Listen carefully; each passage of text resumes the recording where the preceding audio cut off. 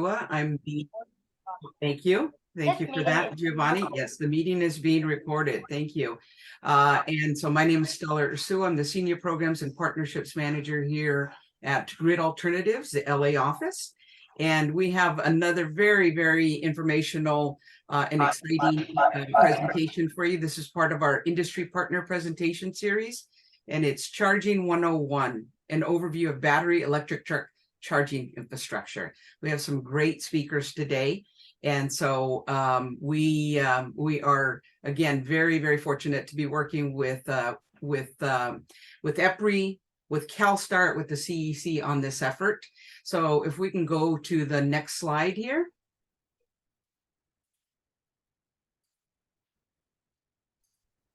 So just a real quick overview of our agenda. Obviously a welcome. We'll have some team introductions shortly. We are going to have a presentation from the EPRI team on Charging 101. Then we will talk a little bit more about the eTRUC project. We'll have a presentation from ABB and a panel discussion and time for Q&A, right? Again, a reminder, the webcast is being recorded. So if we can go to the next slide.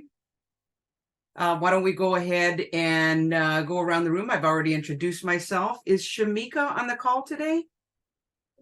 Yes, I am. Oh, there you are. Hey, Shamika. Hi, good morning. Introducing yourself. Hi, good morning, everyone. My name is Shamika Dixon, and I am the Director of Workforce Development at Grid Los Angeles. Thank you so much, Shamika. All right. Let's see, Giovanni. Hi, good morning, everyone. My name is Giovanni Hernandez, Clean Mobility Program Manager with Grid Alternatives Greater Los Angeles. Thank you all for joining us. Very good. Thank you, Giovanni. And how about the CalSTART team? Great. Thanks, Stella. Good morning, everybody. My name is Tuan Chi, a project manager here at CalSTART. Thank you, everyone, for joining. We're excited to have this webinar with you guys today. I'll pass it on to Nate. Thanks, Tuan. Good morning, everyone. Nate Fernandez, Lead Technical Project Manager on the Clean Fuels and Infrastructure team at CalSTART. Now I'll pass it over to Gia. Hello, I'm Giovanna Escamilla. I am an Associate Project Manager here at CalSTART. And yeah, thank you everyone for coming out and listening. And we can pass it to Kristen. Very good. Thank you. Good morning, everyone. My name is Kristen Bush. I'm an engineer scientist with EPRI's electrotransportation team. So we're looking forward to the discussion today. It's good to see all of you. Fantastic. Did we get everyone? All right. Good deal. Thank you to CalSTART and the EPRI teams. And I'm going to hand it over to Tuan, who's going to give us a quick review of the project. Tuan? Great. Thanks, Stella. So as you may know, the eTRUC project's purpose is to create a California research hub to facilitate and accelerate the electrification of the heavy-duty drayage vehicle market in key areas. And there are several project goals and objectives associated with this. The first is to advance research development. Oops, can you go back? Yeah, thanks. The first is to advance research, development, and demonstration activities that extend the delivery range of large weight class battery electric trucks, beginning with drayage operations. We also engage a broad stakeholders with a community first approach, and we use this input to promote equity and workforce development opportunities in priority communities, specifically pollution burden and impacted communities, as well as truck fleets, charging equipment and service providers, electric utilities, and planning agencies. And lastly, we plan, design, and deploy innovative, scalable public corridor charging strategies for heavy-duty electric trucks, again, beginning with drayage trucks. Awesome. Thank you so much, Tuan. And for all of the folks that have been coming to our regular meetings, this probably will sound very familiar, but we do have some folks that might be new to the whole project here. So we wanted to just give an overview of the committees or the advisory committees, right? So we have the Community First Technology Advisory Committee, or CTAC for short. The goals: use a community first engagement framework to ensure that pollution impacted, underserved, and tribal communities are involved in creating and guiding this initiative. And the objectives: inform the project on community engagement needs and impact, disseminate and solicit input on project activities from community members and groups, promote equity in priority communities, and foster a community-driven partnership for technology and zero-emission freight corridor development, planning, and site prioritization. And for our other advisory committee, the Workforce Development Advisory Committee, or WEDAC for short, our goals are to ensure that pollution-impacted, underserved, and tribal communities are involved in creating and guiding the initiative, and that these priority communities are involved and benefit from the larger clean energy transition, heavy-duty electrification, jobs created, and other resultant economic opportunities. The objectives: we want to inform the project on workforce development needs and desired impacts for priority communities. We want to communicate project activities to relevant key partners and stakeholders, promote equity and workforce development opportunities in these communities, and again, foster workforce development partnerships in the targeted priority communities for zero-emission freight corridor technology and development, planning, and job creation. So just a real quick review or an overview of our goals for each of these committees. And we are so thankful to all of you for continuing to be part of this effort. And so next up, we're going to, let's see, we are going to start with our presentations. And so first off, we have a presentation from EPRI, and it's a Charging 101 overview by our guest, John Hollowell.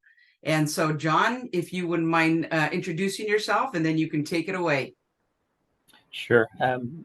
Again, named John Hallowell. I'm part of the electric transportation team here at EPRI. I've been in that role for about 15 years, active in the standards area for infrastructure for EVs, and also just working with utilities and helping them understand the impacts to their systems from EV charging. So you can go on to the John, real quick, I apologize for interrupting, but I just wanted to ask everyone if you could hold your questions to the end of the three presentations, or go ahead and put your questions in the chat, and we will try to get to all of your questions. Thank you, John. Sorry about that. Thank you. And you can jump to the next slide, please. Go ahead to the next one.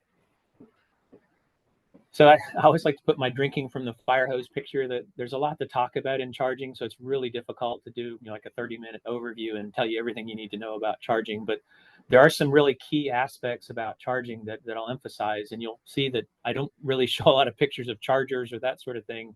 We're really going to focus primarily on power, energy, and time. And then we'll talk a little bit about the technology on the vehicle side and infrastructure side and how that impacts charging. And lastly, we'll touch on utility service. How do you get electricity to those chargers? You can go to the next slide, please. Keep going. All right, so why talk about power, energy, and time? I think our best analogy in looking at these things is thinking about gasoline engines or liquid fueled vehicles, because that's what most of us are familiar with. And when you think about fueling a liquid fuel into a vehicle, one of the things we probably don't give much thought to is how many gallons per unit time are coming out of a pump when you go to a gas station. It's just not something we think about. We know it takes a few minutes to fuel your car, and it's something we don't really care much about. When you think about electricity, this really comes in a different way. So first of all, let's talk about units. When we talk about electricity, measuring power is how fast you're doing work, or how, in this case, how fast you're charging, is measured in watts. And the typical unit used in the utility industry is the kilowatt, which is 1,000 watts. 1,000 kilowatts is 1 megawatt, if you've ever heard that term. And so when you talk about the megawatt charging system, we're talking about a system that can deliver 1,000,000 watts to a vehicle. You can go to the next slide, please. So the second aspect of this is you have your power, which is the height of these graphs. And if I was a good artist, the area under each of these curves would be the same, because the area under the curve is related to energy. And we'll get into that a little deeper on the next slide.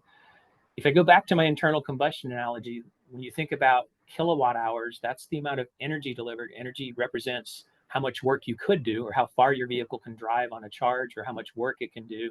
That's very similar to the amount of gallons that were dispensed into your vehicle. So it's sort of the total amount of fuel you've received in a charge session. And again, the kilowatt is the typical measurement for power. The kilowatt hour, which is a kilowatt delivered for a full hour, is the typical measure for energy. 1,000 watt hours is what a kilowatt hour is. 1,000 kilowatt hours is a megawatt hour. So if you have a megawatt charging coupler putting out a megawatt for 1 hour, that would be a megawatt hour. And that those terms, you'll hear them scrambled quite a bit in common. It's sometimes people forget to say power is kilowatts, energy is kilowatt hours, and you can get confused when those units aren't carefully tracked. You can go to the next slide, please. So one of the things that I've emphasized the power, energy, time, how they're connected is it's really important to understand that this is where it's very different than liquid fueling a vehicle.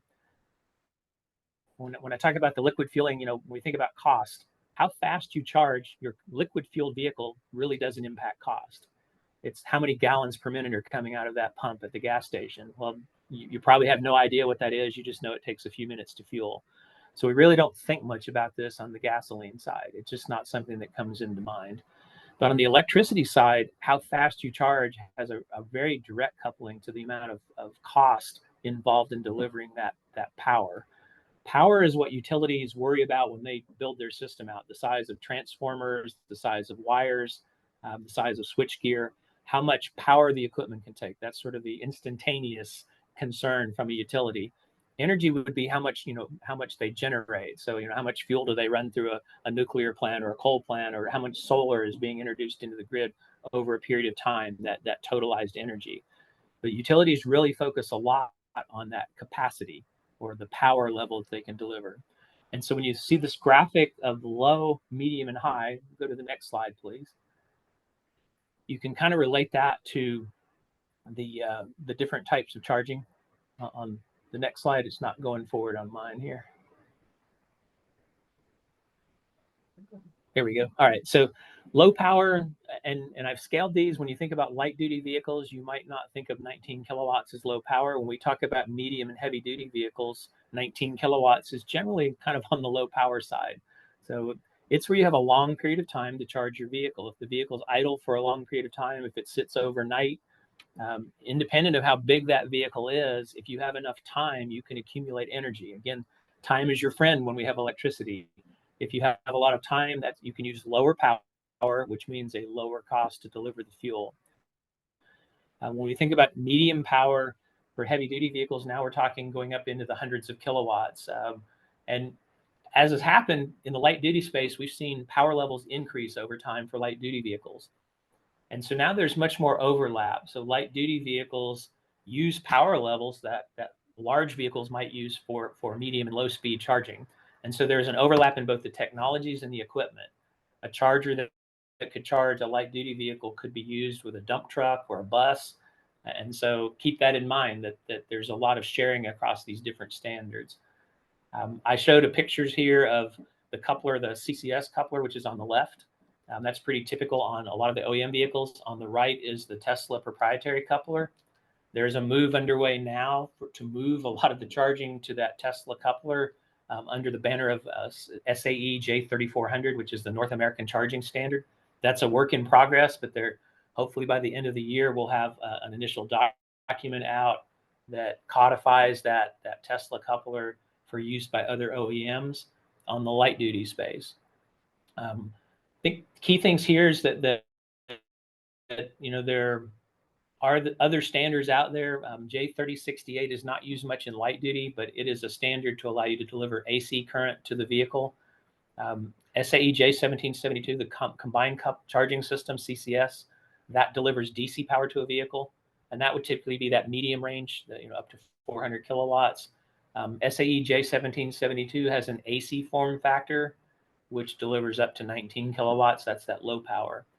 So, thinking about, again, charging with time, the best way you can charge a vehicle is always to find that optimum, like how long is it idle?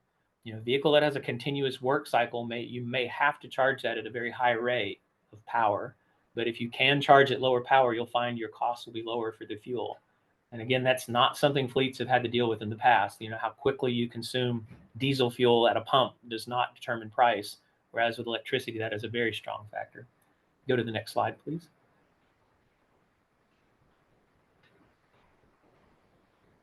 So when we shift up to that high level and we think about medium and heavy duty, this is where the megawatt coupler system comes into play. You can see it's physically larger than the other connectors that were shown in that earlier slide. Basically, delivering current through a conductor requires that conductor to have a certain cross section in order for it not to get too hot. And so there's always a trade-off about how large you have to make a wire or a pin and how hot that gets. And that's what drives the size of these couplers, is kind of that engineering balance between a temperature that you can deal with, which is usually like 100 degrees C or less for those metal parts, because we can get polymer materials that can contain that metal safely at those temperatures. And the trade-off of larger wire.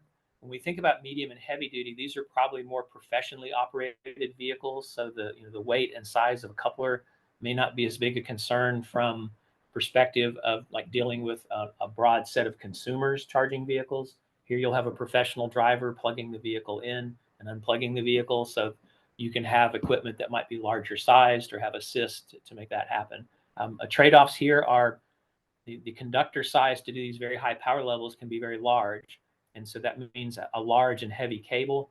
One way to counter that is to liquid cool the cables. That is to flow a cooling compound inside that cable to allow you to operate a smaller wire at that same current level. And those are trade-offs where, as you trade off the cooling, you are wasting power. That is, that wire's getting hot and you're passing that into a fluid. That means you're wasting energy that could have gone into the vehicle over time. So those are the trade-offs that kind of come out of these designs, where why is the pin so large in this? Well, all of those factors were given thought as this was put together. The megawatt charging is almost on par with liquid fueling in terms of time versus range. Certainly for a light duty vehicle, if you could charge at these power levels, that would be very similar to a gas station model. For a heavy duty vehicle, though, they can use so much energy, very large vehicles, that even this, you may still have to have some dwell time at a charger, maybe 30 minutes to an hour, depending on the cycle of the vehicle. And so again, think about that. The optimum is that low power curve, and you really don't want to move up to these higher levels until you absolutely have to. And that's, when you think about the duty cycles of large trucks, they need this power level in order to meet some of the drive cycles. And that's why this coupler is being developed. You can go to the next slide, please. So we're going to shift gears, and I'll talk a little bit more about charging technology. Go to the next slide, please. So this is a real simple block diagram. On the left, that box represents the vehicle. Inside that box, you have a traction battery. You have a battery management system. That's what the acronym BMS stands for. So, and you see the battery is behind that BMS. Like the BMS, I've heard it's like the moat around the castle. So the BMS is protecting that battery. So how fast that battery charges, how much it can discharge, at what power level, all of those are driven by that battery management system, in the sense of it's trying to do that safely. So it's going to protect the battery to have a long life and protect that battery from a safety standpoint. And so that's why the BMS is sort of shown here right in line with the battery. It's going to guard that battery as we charge it. For AC charging, you have equipment off board the vehicle. That's on the right there, the box labeled EVSE, or electric vehicle supply equipment. Generally, a consumer would call that a charger. If you're an engineer, a charger is usually what converts energy from AC to DC. So that's what you see labeled a charger. But that external box could be thought of as a charger. Here you're serving that charger with AC power. The typical voltages that are used for this are 120 volts would be for light duty vehicles. You probably will not see that for medium and heavy duty. 208 volts or 240 volts are typical at the consumer level, and those are what's used within the standards. I would note that the Tesla coupler J3400 may offer the possibility of using 277 volts. That may not mean much to you if you're not an electrical engineer, but that is one phase of a 40 volt service, which is pretty typical at industrial sites. So it might open that door up for higher voltage charging. Here you're transferring AC power to the vehicle, and on board the vehicle, that AC power is converted to direct current direct current is what batteries work on. They provide a direct current voltage. And so again, even though you see this box external to the vehicle, keep in mind that battery management system is what determines how long, how fast, how far the vehicle can go. All those things are set by that battery management system. You can go to the next slide, please. So we're going to shift gears now and just say the power electronics. So where are those located?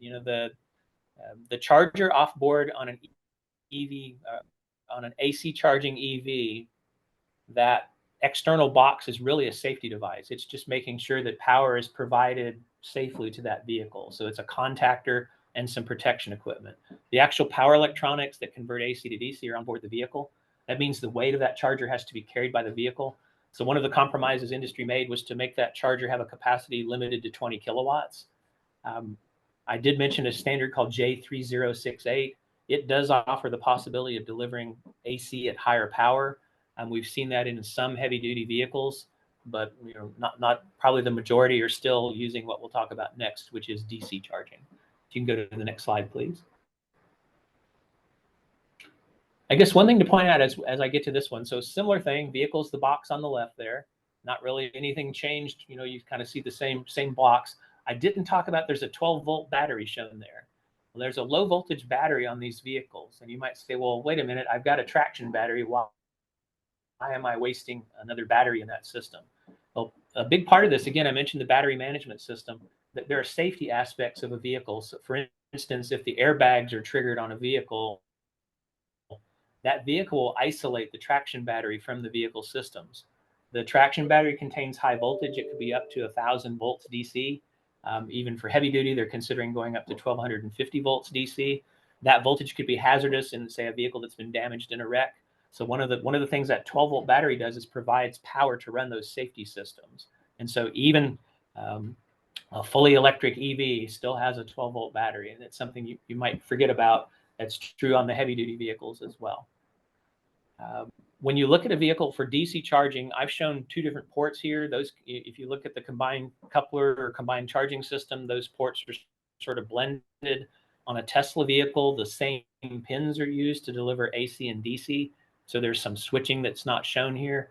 But essentially, you have this off-board box, the DC electric vehicle supply equipment, and it's now providing DC power to the vehicle. And through connectors, contactors inside the vehicle, that DC is routed directly through the battery management system to the traction battery. And here, the battery management system communicates with digital signaling to that external power electronics and communicates to the vehicle, what voltage and current it would like to see showing up on its input. The DC chargers run at higher power. They're typically fed by three-phase AC service. The two voltage levels in the US that are most common are 208 volt three-phase and 480 volt. 208 volts is pretty commonly found in light commercial, industrial parks, office complexes. 480 volts is very common in industrial settings. Oftentimes for DC chargers, a separate 480 volt service will be added at a site if they don't already have that. The bulk of DC chargers in the market now run on 480 volt three-phase. Some of the older chargers, when we were still looking at 50 kilowatt chargers, ran on 208 volts, but that's becoming less and less common. The DC voltage going to the vehicle, standards allow for between 50 volts and 1,000 volts. Typical for light duty vehicles is 400 volts. Some of the heavy duty vehicles are looking at using 800 volts and some light duty vehicles. And ultimately they're looking to go over 1,000 volts. And if you're not familiar with the simple calculation of power is voltage times current. So the product of voltage and current. So if I go to a higher voltage, I can get the same power at a lower current level. So the advantage in high voltage is allowing me to use maybe smaller wires, lighter copper, and again, reducing the currents like that allows some engineering advantages in vehicle design. Right now, that's one of the key factors that you're seeing a lot of heavy-duty vehicles are still relying on the CCS coupler, and that's because they're still operating voltage batteries at the 400, 800 volt level. That coupler can still satisfy those needs, whereas MCS is designed to go to much higher voltages and to much higher currents to support very high power charging. You can go to the next slide, please. And again, just to emphasize, the power electronics now have moved off the vehicle. but the control is still with that battery management system. So even though the power electronics aren't on board, how that charger behaves, how long it will run, what power level it will deliver is still determined by the battery management system. So when you think about managing charging of vehicles, you are still limited by what the battery management system will allow you. You can't force a battery to take charge if it's full. You can't force the battery to discharge if it's too depleted. So that battery management system will be the limiting factor in how this vehicle will behave. And again, that comes back to really driving safety of the vehicles, making sure that the vehicles can operate in all kinds of conditions, different temperature ranges, and still maintain that battery life and do so safely. You can go to the next slide, please. We're going to shift gears now and talk about the utility side. So we've talked about the infrastructure that's, sort of right between the utility and the vehicle. Now let's look at how do we get electricity to that equipment. You can go to the next slide, please. So when you think about serving a fleet, you're kind of running a balance here. So you have a facility, and that facility has some amount of energy capacity. So, and again, think about energy, that's kilowatt hours. And the fleet has an energy need. And again, that's in kilowatt hours. A fleet's energy need is based on typically how far vehicles drive. Now, there's some types of vehicles where they do work locally. So an example would be a garbage truck. It's going to compress the garbage at intervals while they're driving. And it may actually use more energy to do that function than the actual moving of the vehicle. We've seen this with transit buses where heating or cooling the transit bus actually consumes more energy in the vehicle's operation than actually moving the bus down the street. So you'll see that in wintertime, vehicles are using fairly large amounts of energy over a short range because they're moving slowly and they're using a lot of energy for that heating functionality. So you can calculate a fleet's energy need if you know how far your vehicles drive, how large they are, and that gives you that, like I say, kind of a handle on how much fuel you need. But when you talk to a utility, they talk capacity. They want to know how many kilowatts you need, how much power do you need? Well, your facility has an energy capacity as well. It's the product of how much power you can deliver over a period of hours. So if you think of 24 hours, it's, if you went to the maximum power the facility could handle for that 24 hours, that's your energy capacity of that facility.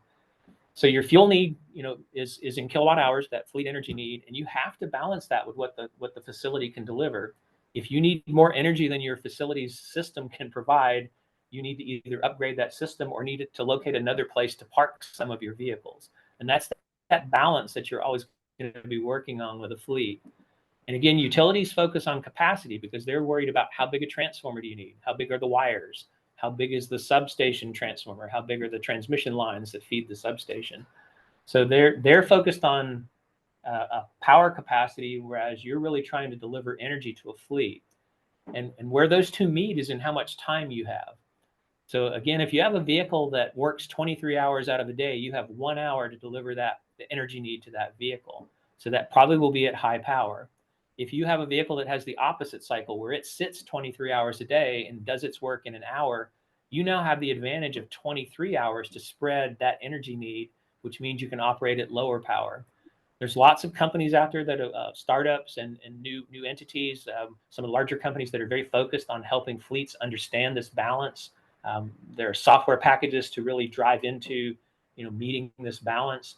It's the key element of making sure your facility can serve your fleet. It is probably the largest cost driver when you think about powering a fleet and fueling a fleet of vehicles. So it's a really critical element of this whole equation of how you deliver power and energy to your vehicles in a way that meets your facility's capacity. Go to the next slide, please. So most of us, if you live in a single family home, if you live in an apartment house, somewhere there's a meter out there, a little glass cylinder. It looks like a glass lid on top of it. You can see one there in that upper right photo. That is metering the energy to that site. Pretty typical of the electric service, you'll have metering and you'll have gray boxes, the switch gear, transformers. That's a transformer shown in the lower right there inside a metal cabinet. These are typical pieces of equipment you'll see at what's called an electric service. For medium and heavy duty charging, we're primarily talking commercial settings. So you're thinking about commercial electric service. For utilities, You'll often see utilities delivering energy from overhead. That is, they'll have poles and they'll have wires above and transformers actually mounted to those poles. But there is a power limit that's typically, and unfortunately I used VA here, but you can think of kilowatts. So roughly 100 kilowatts is sort of the maximum power most utilities would deliver to a site commercially with overhead transformers. Occasionally you'll see larger transformers mounted on what I've seen almost like platforms built like in an alleyway in a city. But pretty typically these are mounted on the ground once you exceed about 100 kilowatts. Most commercial services, again, are 480 volt, three-phase. The maximum service size for most utilities and their typical capabilities, that is like the transformers they would have available and how they do their practices, is around 3,000 amp capacity or about 2.5 megawatts. So if you're thinking of a site where you have multiple megawatts or multiple megawatt charging systems on site, you may actually need multiple electric services to serve that power. Under a 2 MVA, we can call it routine, but it might not necessarily be fast. So you have to think about utility timelines. When delivering high power levels, utilities have to think about, okay, what is my committed capacity already on my system? What's being used today? You're adding to that. Can I meet that capacity? If you think about, if I need to put larger wires, that's going to take time. If I have to reroute power to a location, I might have to go get right-of-ways to put wires overhead or underground. And that could take months to years if you have to go through legal battles about where those can be located. So electric service is one of the areas where we've seen a lot of friction, where the timeline for a fleet to electrify is much faster than some utilities can try to serve a very large load. Again, some of that driven by just the things they have to do on the background to make that possible. Things like studies of their equipment, getting permissions to do upgrades, and those sorts of things. DC fast chargers, that's where they live in that 3-phase 40 volt service. I won't touch too much on the commercial side. So if you think about smaller vehicles or B&B vehicles that have a lot of idle time, you may still see AC charging used for those. Again, up to about 19 kilowatts. And so that commercial service can charge fleet vehicles at 2 volt service. The last thing John, your audio is cutting off and it's real choppy now.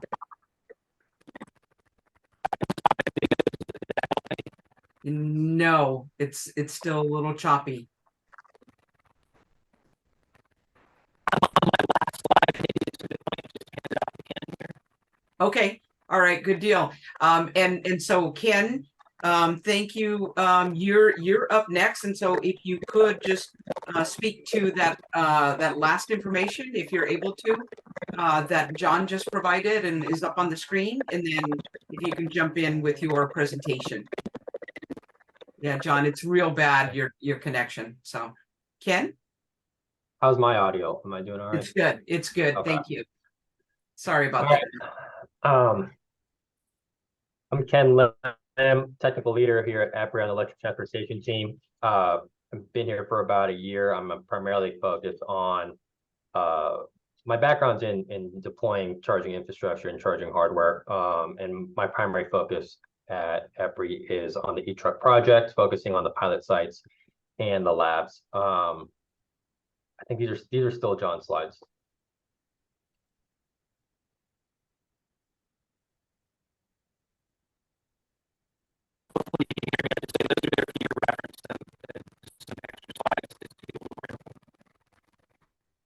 If we can keep going. There we go. There you go. So before I talk through the pilot sites that we're working on to deploy DC fast chargers, if you move on to the next slide, I wanted to quickly talk through the Advanced Transportation Research Center that we're establishing as part of eTRUC. The idea is that we're establishing a coordinated resource to test EVs and EVSCs. The primary focus is a high-powered charging lab that's being built out over in Pomona, over at SCE's Electric Vehicle Technical Center. In a nutshell, I know we're a little bit over time here. So just to summarize what's being built out is as part of the eTRUC program, we procured key site test equipment where you can do behind the fence testing to essentially test both EVSEs and an electric vehicle. So if you think about it high level, a good way to describe it is we have DC and AC emulators and an analyzer that's going to go into the lab. And you can bring an electric vehicle and the equipment can act as, can emulate a EV charger, or you can bring an EV charger and the equipment can act as an electric vehicle. Or in the third case, you can bring both an electric vehicle and a charger, and this equipment can sit in the middle to test the communications between your charger and your vehicle. So essentially with this setup, you know, you can do interoperability testing, functional testing, communication testing. There's a whole gamut of test protocols and procedures you can run through.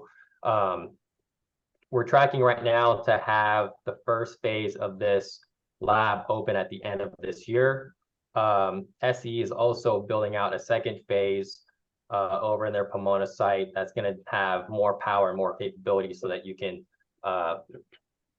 fully test to megawatt level of charging technology as well. So this first phase is going to be limited to about 150, 200 kilowatts of power for testing. The equipment right now is limited to CCS equipment. I don't know if John got to it, but MCS technology is still in a spot where the standards aren't in place yet. So by the time the second phase of the lab is built out, the idea is that we'll have accessories for the equipment where you can test MCS technology as well. So moving on to the pilot demonstration sites. Next slide, please. So these are the two sites where we will be installing chargers as part of the eTRUC project. It's two very different applications, both in Southern California. The first one there, which is the blue pin on that map, is MHX. MHX is a drayage operation.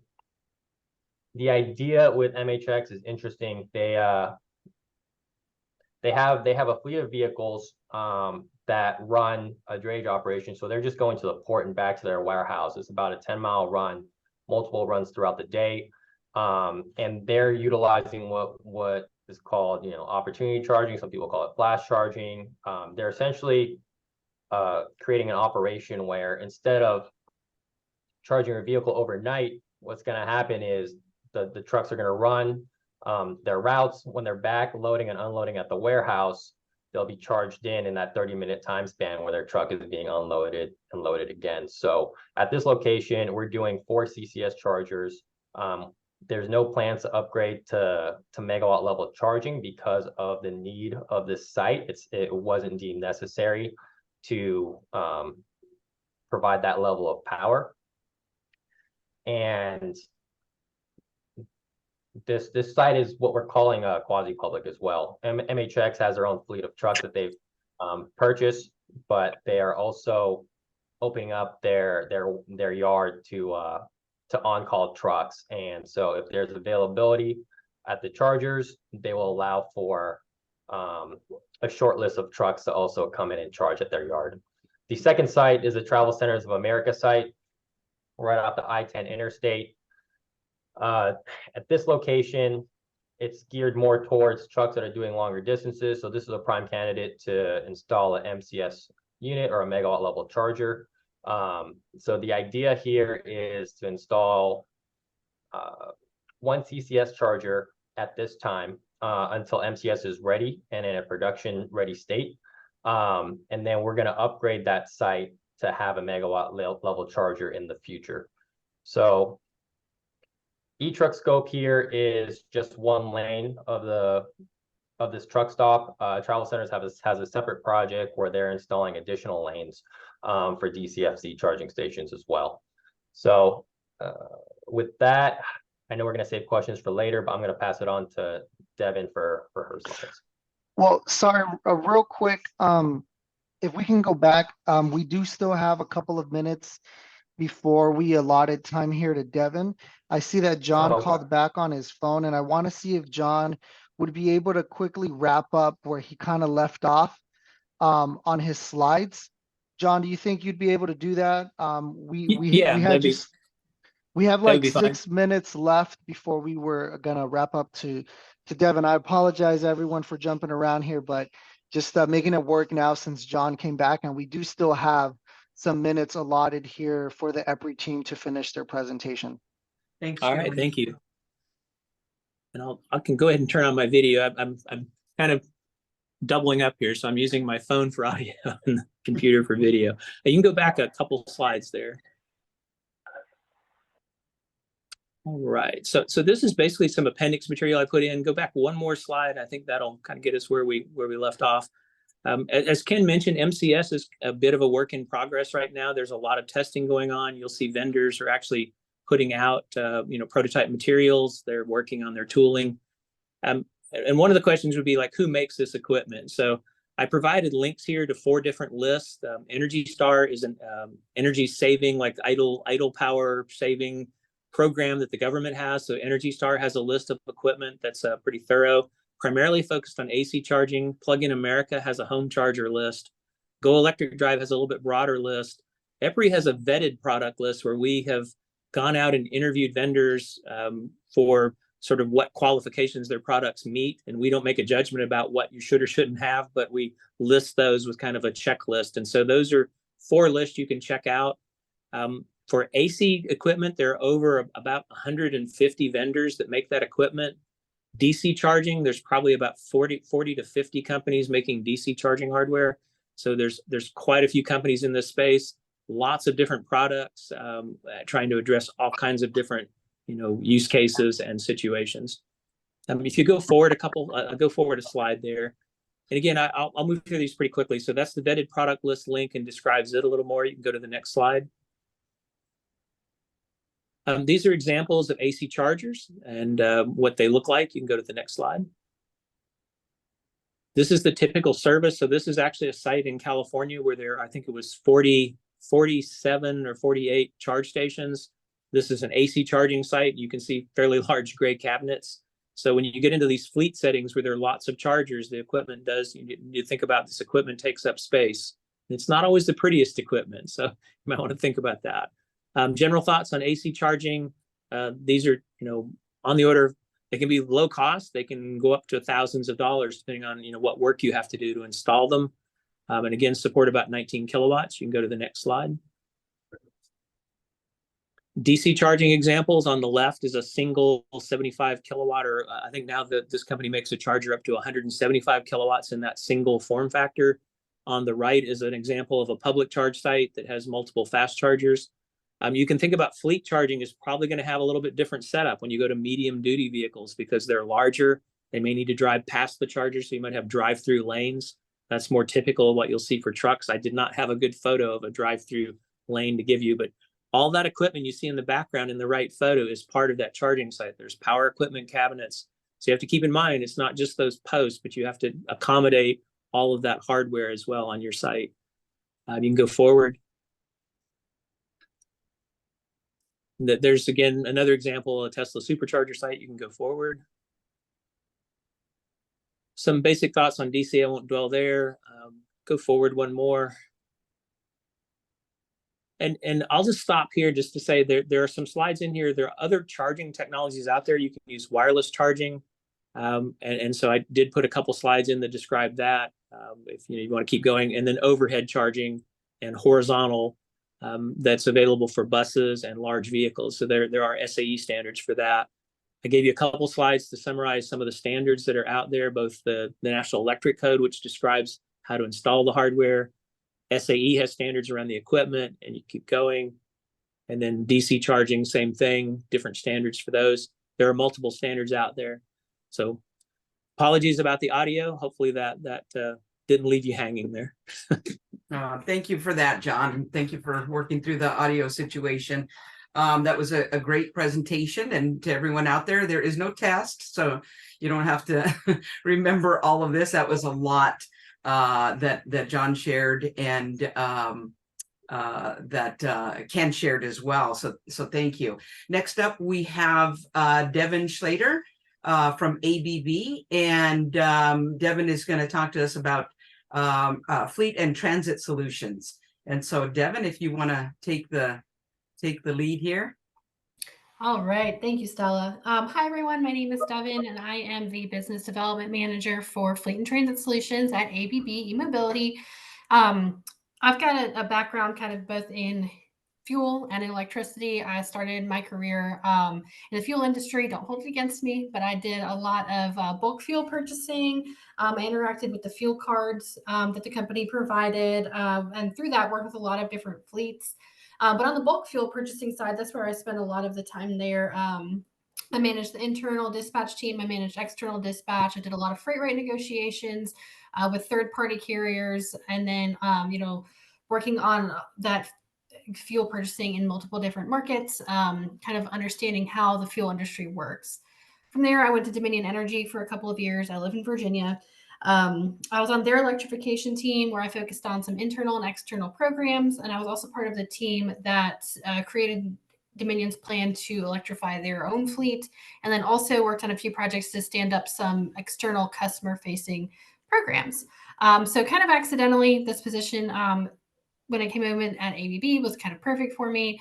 So I've been at ABB for about a year and a half, and it's been a really great ride so far. So I'm excited to share with you all some of the things that the company is doing and the company is working on. So a little bit of background about us, if you're not super familiar, because ABB does so many things. I feel like almost every day I find out something new that the company does in the electronic space, grid to charger, motors. I mean, there's just so much going on, but I'm focused on e-mobility. So the charging side, the EV charging side of the business. We've got about 1,500 employees. We've sold over 50,000 DC chargers. We're one of the first companies that really had a functional DC charger, especially here in the US. We helped develop the CCS standard. We've had over 100 million charging sessions enabled with over a terawatt hour of power delivered. And thank you, John, for breaking down kilowatt hour, megawatt, all of that earlier. So I don't have to do it because even coming from a utility, a lot of that's over my head. We've also acquired a couple different companies and investments in the e-mobility sector and had over 1 million AC chargers sold. So we know what we're doing when it comes to charging. We've been in the game for a very long time. A lot of you'll see a lot of our chargers, I call it in the wild, but white labeled for other CPO operators because they use our chargers. So yeah, this is kind of the hardware is kind of our bread and butter. So if you move along to the next slide, we can kind of look at what we look like here in the US. So, and I feel like this probably isn't even perfectly updated because I feel like this changes constantly because we're really growing our service team and our technicians and engineers. So we've got main operations in a couple of different states, along with research and development centers, ops and training. We've got a wonderful training facility in Texas. And then the beautiful thing about, if we can find a silver lining from COVID is a lot of us are remote. So ABB has really been able to cover the country pretty well with different folks, both on sales team, business development, leadership, service, kind of wherever they needed people, we were able to do so. So our footprint is pretty stretched out, which is really great for customers because we can pretty easily go visit them if need be. Mm-hmm. So the other piece I want to cover here too is that in 2022, we acquired 60% of InCharge Energy. So we do have a controlling stake. So we work really closely with them, especially with their in-control software, their fleet experience. And again, it just gives more people to work on a lot of these projects because as most people on this call know, you can't really just give someone a charger and call it a day. There's a lot that goes into it. And we really need to work on maintaining those partnerships. So you can move along to the next slide. Here is kind of a lineup that shows the capabilities of ABB. We've got on the infrastructure side, the grid to charger. We've been working with utilities again for a very, very long time. So we're very well versed in how to get power to a site, what equipment is needed. We have relationships with utilities already. We're already a trusted name in the industry. And then moving forward to the charger side, especially with our partial acquisition of InCharge, we have access to a wide variety of chargers. I just included a few on this slide that are a little more fleet focused, heavy power chargers, depot chargers, and then V2X, but we've got a lot others that I'll show you in a minute. And then kind of moving forward to software, while our chargers are OCPP compliant and any software will work, we do primarily work with the InControl software, which is provided by InCharge. If you all haven't seen it, it's truly fantastic. I've worked with a lot of different fleet focused softwares in the past, and then also a little bit in the EV world, and it really is super intuitive and really kind of covers a lot of the different things that a fleet owner is going to be looking for. And then finally, installation and life cycle operations. Like I said before, we can't just put a charger somewhere and walk away and expect everything is going to go perfectly forever and we're not going to get any phone calls. There, especially as this industry expands, as it grows, as technology changes, you definitely need a more of a partner in moving forward. So if you go ahead to the next slide. Here's a better lineup. This is not all of our chargers, but this is a bit of a better lineup of kind of where we are. We've got an AC wall box. We've got DC wall box options. We've got high power options, all one unit with a 90 kilowatt, 120 kilowatt, up to 180 kilowatt. We also have a NEVI friendly DC wall box and the Terra 184, which has been really crucial moving forward, especially in the US as we're looking at school bus funding and then also the NEVI funding. Then we have our high power chargers up to 350 kilowatts, and then a depot box, which is really popular for different models where you can have your power unit at one place, but maybe you have a parking garage or you have tight parking spaces. A lot of times this happens with transit. So we've got those depot boxes that take up less space. They're not all in one units. If you back into it, it's not that big of a deal. And you can have your power unit off somewhere else on the site. And then as was just mentioned, we've got the pantograph down system where the charger just comes down from the top and charges the top of the vehicle. A lot of those use cases are transit buses. So we can move on forward. I know that was just a quick coverage, but just to kind of show you that we have chargers that fit multiple fleet use cases. Because another thing that we're finding is we're looking at fleet charging. You're looking at charging at a depot, you're looking at over the road charging, you're looking at charging while you offload materials. So like in a warehouse or something. You have big vehicles, small vehicles, fleets come in so many different shapes and sizes that the hardware has to match up as well. So this slide kind of speaks to selling that relationship and looking at life cycle operations. Again, can't just drop a charger and walk away. So for fleets, we're looking at planning, total cost of ownership calculations, looking at grid and energy infrastructures. Like I said, ABB has a lot of longstanding relationships with utilities, so we're pretty well versed in that sort of thing.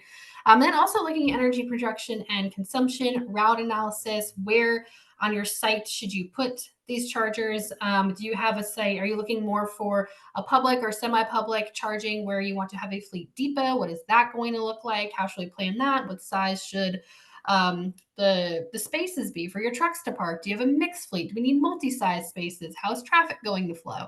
There's so much that goes into the planning piece of it. Hardware, we already covered that, but figuring out what hardware is best for your use case. We want to make sure that we're giving you a scalable solution, but we also do not want to gut you financially, and want to make sure that the hardware does match the use case of your vehicles and where your vehicles are going to be in the future, and then also looking at battery energy storage systems. Then moving into installation, ABB does not do installation ourselves, but InCharge does. Then we also have a number of other partners that do that. And we're looking at permitting and regulation, site design, engineering, construction, grid connections, if any upgrades are needed to the grid, all of that. There's a lot of pieces that kind of play into that. And it's a huge step of the process that, again, can't really go without notice. Then financing, how are you going to pay for this? How is your capital investment? How is that set up? Can we look at different local, state, federal programs that are offering funding? Is the utility offering any kind of funding? What financial models can we look at to make this make sense? Let's look at some total cost of ownership. Let's look at some return on investment. That piece of it, we kind of dive into as well. Then kind of moving into operations and digital products. That's really that long-standing relationship.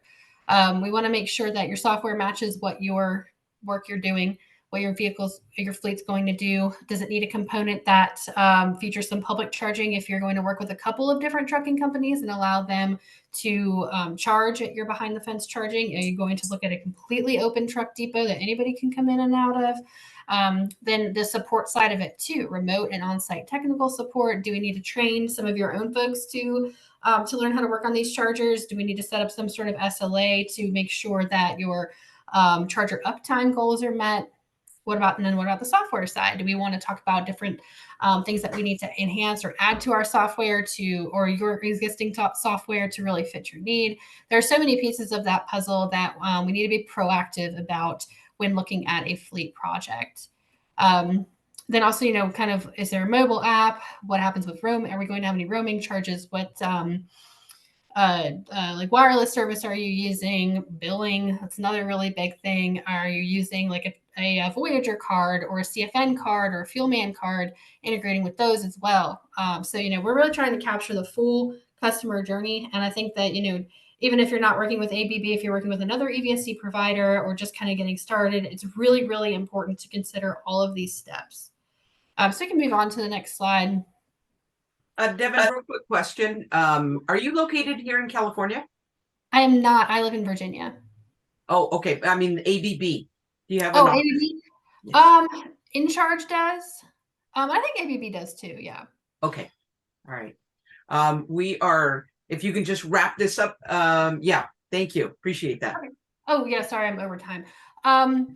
So this is kind of another slide that kind of goes over what I talked about before, but understanding what a fleet manager's life looks like. In my previous life, I had a 24/7 on-call phone. So I've gotten every issue call from a driver that you could possibly think of. And you need to delve into those issues, and you need to figure out where those pain points are and how that's going to translate over to electrification and how electrification is going to make that better. So you can move ahead to the next slide. This kind of just covers, again, just the three main types of charging that we're looking at for fleets: depot charging, en route charging, loading and unloading charging, and kind of figuring out what charger use case fits your truck and your charging profile. So you can go on to the next slide. And then, the kind of looking at the ecosystem of EV charging infrastructure, again, considering every single piece. You're looking at software, fleet telematics, where are the trucks going? How far can I get on a charge? Do I need to call a driver and have him bring his truck back, or have him find the closest charging center because he's running low, or I need to put another load on his truck, so I need him to go charge for a little bit. Then also looking at microgrids, renewable resources, battery storage, vehicle to grid, vehicle to building, keeping in mind this entire infrastructure when setting up a fleet charging plan, whether that's depot or your own charging, is really integral to having a successful program. And you can move forward. I believe that was it. All right. Well, thank you guys so much. Thank you so much, Devin. And sorry that we're running out of time here, but great presentation. We really appreciate that you and ABB are here to just give us a glimpse of the charging infrastructure landscape out there, and how to put all of this together. I'm going to hand it over to Nate, who is going to take it from here and have some questions for the panelists. Nate, you want to take it from here, please? Sure. Thanks, Stella, and thanks to our panelists. I saw some questions in the chat directed towards you, Devin, about basically any opportunities for training or even potentially creating charger stations to earn, for example, tech certificates at colleges. Do you know anything about ABB programs, either existing or planned, that might be able to help with that? So I'm not sure, but I can definitely connect. I think it was Jamie Lopez that asked that question. I can definitely connect on the side. Yeah, I mean, that'd be really awesome. I'm not sure if we would do something like that, but I'll reach out and we can get something figured out. Yeah, and then it was also Alicia Zambrano who's asking a similar question. And next, I see a question just popped in. Okay, I have seen room for improvement with the service and maintenance side. For instance, no Wi-Fi impacting the software or poor response and system glitches. What is being done to improve these instances to stay within the mandated 97% uptime for EVSE? So one piece of that is kind of having some sort of Ethernet or hard connection. If you're worried about Wi-Fi connectivity or 3 or whatever we're up to, what now, 5G connectivity, is having some sort of hardwire to the chargers. And then the other thing is too, a lot of time the data is stored. So if chargers go offline or your software goes offline, any data will be stored. So when it comes back online again, you might have to kind of re-download it, but you'll still kind of have that data for that you need. I would just comment on that one. It's like the 97% uptime is kind of focused, I think, from like NEVI and public charging, but I don't think a fleet would tolerate that level of charging reliability. That's 10 days a year down. So I suspect fleets are going to be really focused on high reliability for these charging installs and, probably needing close to 100% uptime to maintain their fleets.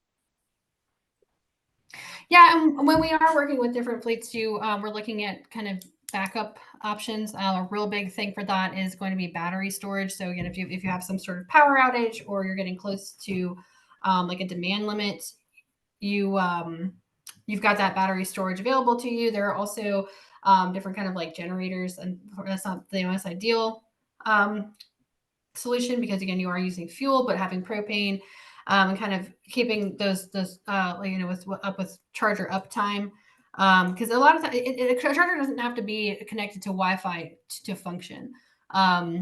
But again, kind of having some backup plans, especially as fleets are starting to electrify, maybe starting small, having like a diesel or gasoline backup vehicle, having some vehicles charged and maybe off to the side just in case there's an issue, having maybe like an extra charge. Like if you're doing a 1-to-1 charger to truck ratio, maybe having an extra charger in case a charger goes down because of a charger incident. There are going to be growing pains, but if you think about it, there are growing pains with gas and diesel. If somebody drops fuel in a wrong tank, you're down for goodness knows how long. If a fuel delivery is late, you can have trucks down. Mechanical issues, you have trucks down. So it is scary to say, like 10 days a year, that's horrible. You can't have a fleet down, but we're already dealing with a lot of these issues in the gas and diesel area as well. Yeah, and I think maintenance and repairs also play a factor into that discussion as well. Thanks for that question, Jacqueline. And I see another question from Michael Rendler. As part of this effort, DEI and ESG are metrics to target for how this deploys. There are clearly a green economy emerging. This is an awesome presentation, but can we get intel on how these two metrics are incorporated in our efforts? That's an open question for either EPRI or ABB. And if you could give some background on DEI and ESG, that would be awesome.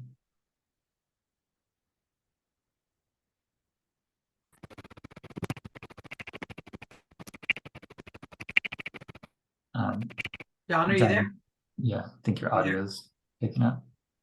I unmuted the wrong thing. I'm going to see if somebody else on our team, those terms I'm not familiar with, DEI and ESG, working on the infrastructure side. So maybe Michael, can you come off mute and just let us know what are those acronyms?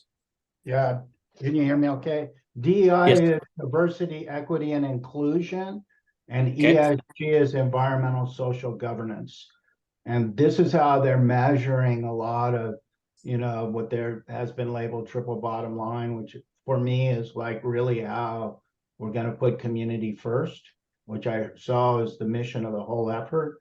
So I just wonder if you guys could speak to how those things are being set up as metrics, so that we can really assess as we invest in this initiative, downstream.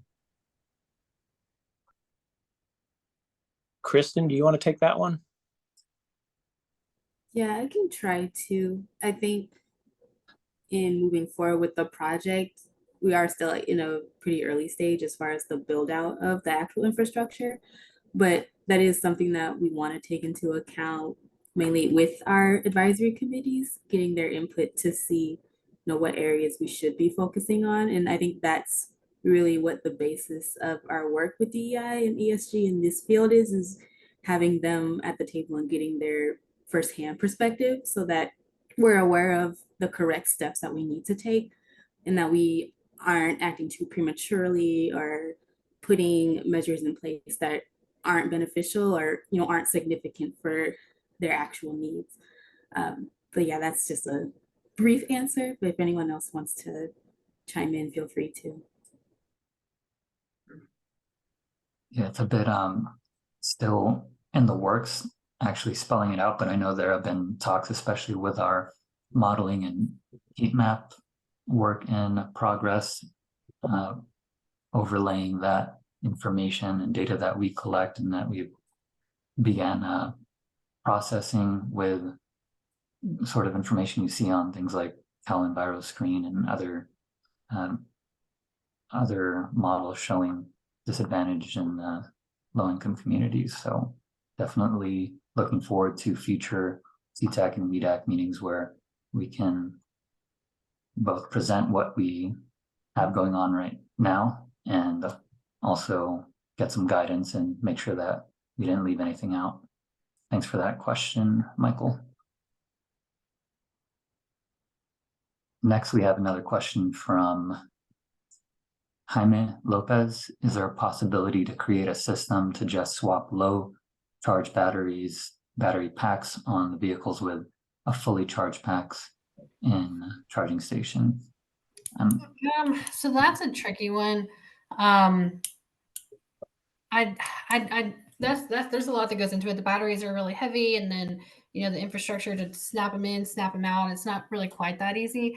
It'd be great if technology got that far, then you could have like a stack of batteries on the side, and then have like a forklift or something come and pop them in, pop them out. But right now, that would just be a little bit more complicated than the existing system. So I hope that answers your question. There are a couple in the light duty space. I know in China, there's a company that's doing battery swapping. In Taiwan, it's commonly done for scooters, that a lot of the convenience stores have battery swap stations for small motorcycles. But in the heavy duty space, I've not seen that. It has its other issues, like Devin mentioned, like you have to have a collection of batteries and those have to be charged. So you have a lot of capital cost in batteries and charging hardware that's still there. So I think it comes back to really having to do a pretty detailed study of the economics. Yeah, I've heard of some successful testing in the passenger vehicle or light duty side, but when we're talking medium or heavy duty, like these batteries are pretty heavy to be swapping. So I think that might be a logistics or safety issue. Okay, there's another question from Maritza. To keep up with demand, are there issues with the supply chain that are crucial in creating the needed equipment? On to that. Yeah. There is, I would say, less so right now the EVSC equipment and more so the upstream electrical equipment. When you start talking about switch gears and switchboards and utility transformers that are needed to service these types of loads, there is a really long lead time. Right now, I think the biggest gating item to determine scheduling for EVSC projects is switchgear and switchboard lead times. Traditionally, it would take months. Right now, we're getting quotes for lead times that are up to a year or even more than that. Part of it has to do with demand. Part of it is also supply chain issues as well. So it's something to be really proactive about and just get creative and get a head start in the procurement process as early as possible when it comes to these long lead time items.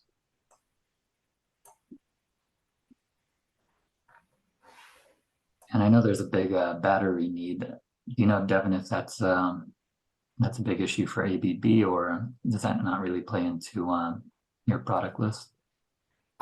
Batteries don't really play into our product list, but I mean the nose is on the head. A lot of it is that upstream grid charger products that we're having issues with on the supply chain end. But it's getting better every time. I feel like I speak with those folks. Their lead times are getting shorter. Just out of curiosity, does ABB have any plans for energy storage integration then with some of your EVSE? We do. It's a little ways out. We do have the InCharge Ice Cube, which is a battery storage charger. I haven't heard anything on their end about issues getting those batteries. But yeah, it's something that is in the works for us. So that's really all I can say about it.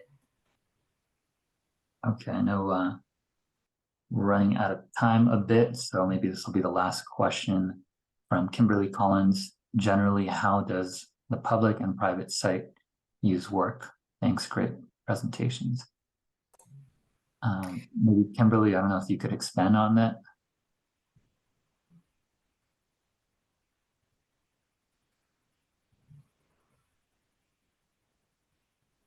I think it's a comparison between public and private site use, allowing public use. Okay, got it. So I think kind of the best way to answer that question is to kind of ensure that the so again, I come from the fuel world. So I'm thinking, I've got this Voyager card or Fuelman or whomever it is. And I belong to John's Trucking, and I swipe my card, I put in my odometer reading, I put in my driver code, and I'm ready to go. So we're working, and I don't just mean ABB, I mean the industry as a whole is working to have I know ChargePoint works closely with Voyager, working to have a very similar, or no, is it, I think it's Right Express they work with, I'm sorry. But to have a process where it's very similar, so that when you have a public use site, you can use those chargers and use whether it's a card or it's through the app or however it works, you can be a public entity using that and you will still get billed properly. That is kind of the goal, and the way that the industry is using or is heading. Then also, again, that software that can kind of differentiate. So if you own the site and you are looking at your different sessions, there's some sort of tell that says, well, this is John's Trucking, this is Amy's hauling, and it'll show kind of each, it'll tag those uses to the different companies. So then if you wanted to, send each company a report every month of how much usage they have, and or if your billing is based off it that way, it should potentially work that very similarly. I hope that answers the question. But yeah, hopefully kind of similarly to how we're seeing with gas and diesel vehicles, because it's been working for so long and it makes sense. Now, I just throw out the comment. I know, Devin, you had a great slide that showed that, you can have depot charging, you can have en route, and you can have sort of at the loading dock. And I wouldn't imagine loading docks are going to have much public charging, but the en route is probably where there's an opportunity for some shared. Although if you think about truck stops today, if you're thinking about medium and heavy duty, a lot of those aren't shared. Like I don't take my light duty vehicle to truck stops. So there are some logistical things about just the vehicle physical size and layout of the fueling infrastructure will be very different for large vehicles. But and then the fleet sites, generally those are private. So whether they allow public charging or not may be affected by how they're funding their charging, that sort of thing. Thank you. Nate, I think that was the last question, right? That was the last question. Yeah. Thanks to our panelists. Thanks to everyone who asked those questions. Very exciting stuff going on. And I know there's a lot to try to keep up with all this new technology going on. Yeah. But hopefully this partner presentation series acts as a bit of a grounding mechanism for everyone here. Appreciate it. Thank you. Thank you, Nate. Thank you, Devin, Ken, and John. Really great presentations. And I'm going to hand it over to Giovanni to close us out here and to tell us what's next. Yes, no, thank you so much. Again, want to echo the sentiments of gratitude for our guest presenters and all of our attendees for your time today. Just wanted to provide the team's contact information here, but also a plug for anyone that would like to join the two advisory committees that we alluded to in the beginning of the presentation. So if this is your first time today and you're learning about the project, or you've been hearing about it and you want to form part of helping to guide this project by joining one of the advisory committees or both, right? Being the Community First Technology Advisory Committee or the Workforce Development Advisory Committee, you're welcome to do so. Please shoot us a message and we're happy to send over those invites over to you. So this is the GRID teams and EPRI teams contact information. Next slide for our CalSTART team. I wanted to also make mention that the team is finalizing what the dates for the next quarterly meetings for the CTEC and WEDAC will be for year 2024. Once we have those set, we will send those out and post them on our website as well. And we will also make an announcement of our next quarterly industry partner webinar series presentation, what that will be. So stay tuned. We invite you to follow us on our social media pages, but we want to say thank you so much, and we'll be sending out the recording and copy of the presentation as well to everyone. So thank you so much, and may you enjoy the rest of your week. Take care, everyone. Thanks, everyone. Thank you, guys. Have a great Thank week you. ahead. Take care. Bye. Bye. Thanks. Thank you. Thank you.